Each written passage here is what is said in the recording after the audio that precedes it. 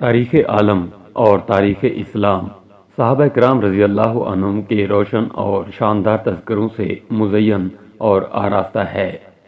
ان بہادروں اور شاہ سواروں کی جماعت کا ہر فرد اپنے تئیں عظیم الشان صفات کا مالک ہے، جنہوں نے شجر اسلام کی اپنے خون سے آبیاری کی اور میدان جہاد میں جرت اور ہمت و شجاعت کا بھرپور مظاہرہ کر کے تاریخ کے دھارے کا رخ موڑ دیا۔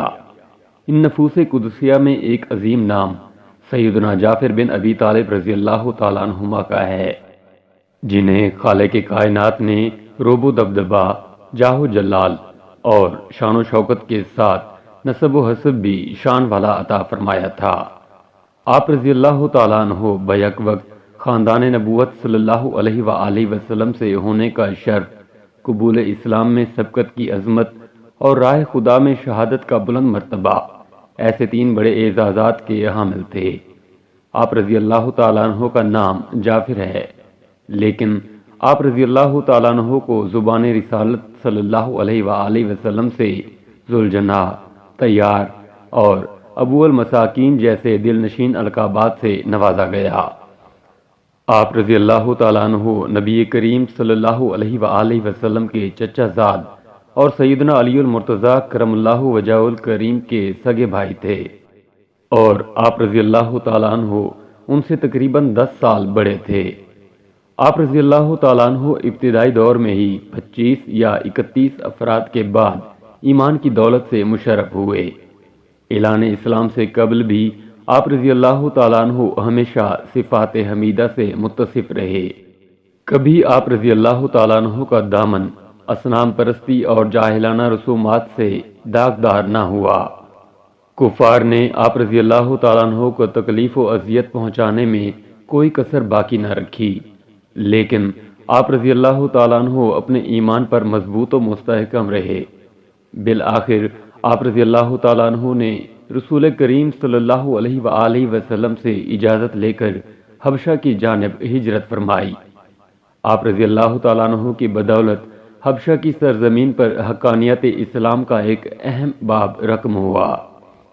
شاہ حبشہ نجاشی رضی اللہ تعالیٰ عنہ آپ رضی اللہ تعالیٰ عنہ کے روح پرور خطاب سے متاثر ہو کر مسلمان ہوا۔ آپ رضی اللہ تعالیٰ عنہ 6 سال حبشہ رہنے کے بعد اپنے اہل خانہ کے ساتھ جب مدینہ منورہ واپس لوٹے تو رسول کریم صلی اللہ علیہ وآلہ وسلم نے اپنے اصحاب کے ساتھ بڑے والہانہ انداز میں ان کا استقبال کیا۔ آپ فیاضی اور سخاوت کے خوگر تھے، یتیموں اور مسکینوں کے ہمدرد و مددگار اور ہمت و حوصلے کے کوہ گراں تھے۔ 7 ہجری صلح حدیبیہ کے معاہدے کے بعد جب رسول کریم صلی اللہ علیہ وآلہ وسلم مکہ مکرمہ سے رخصت ہونے لگے تو شہید احد سید الشہداء سیدنا امیر حمزہ رضی اللہ تعالیٰ عنہ کی شہزادی سیدہ امامہ رضی اللہ تعالیٰ عنہ کو اپنے ساتھ مدینہ منورہ لے آئے۔ یہاں پہنچ کر سیدنا علی المرتضیٰ، سیدنا زید بن حارثہ اور سیدنا جعفر بن ابی طالب رضی اللہ تعالیٰ عنہم کے مابین اس شہزادی کی کفالت کا مسئلہ پیدا ہوا تو سیدنا علی المرتضیٰ کرم اللہ وجہہ نے فرمایا، اس صاحبزادی کی پرورش میں کروں گا کیونکہ یہ میرے چچا کی بیٹی ہے۔ سیدنا جعفر رضی اللہ تعالیٰ عنہ نے کہا، اس کی کفالت کا حق مجھے ملنا چاہیے کیونکہ ان کی خالہ میرے عقد میں ہے۔ سیدنا زید بن حارثہ رضی اللہ تعالیٰ عنہ نے کہا، اس کی کفالت کی ذمہ داری مجھے سپرد کی جائے کیونکہ ان کے والد گرامی کو مواخات مدینہ کے وقت میرا دینی بھائی بنایا گیا تھا، لہٰذا ان کی صاحبزادی کی کفالت میرا حق ہے۔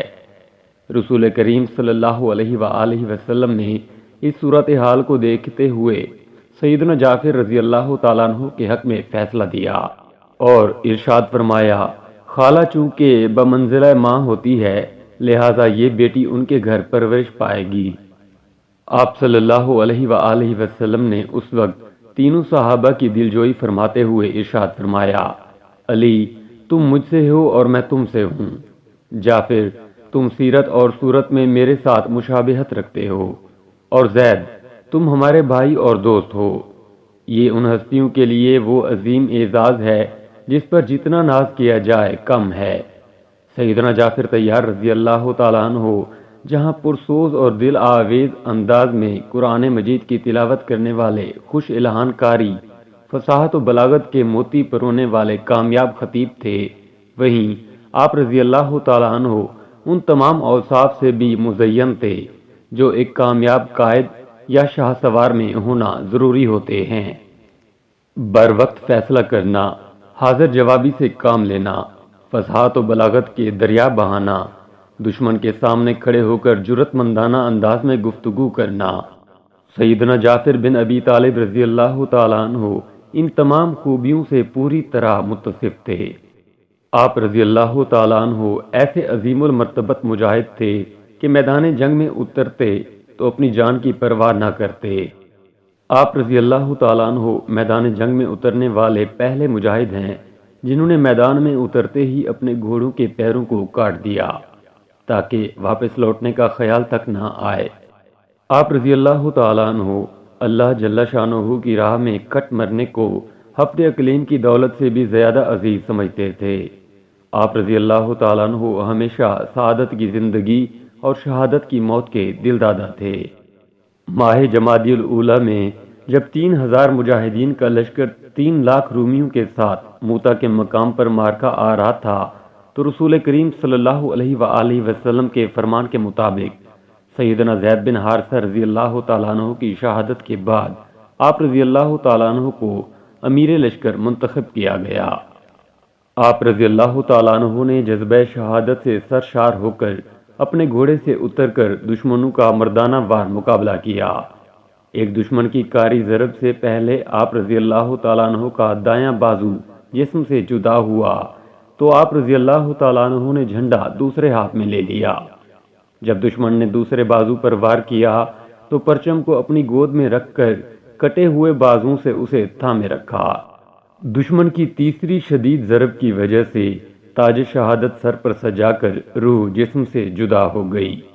رسول کریم صلی اللہ علیہ وآلہ وسلم نے فرمایا، اللہ تعالیٰ نے شہادت کے بعد جعفر کو کٹے ہوئے بازوؤں کے بدلے 2 پر عطا کر دیے ہیں۔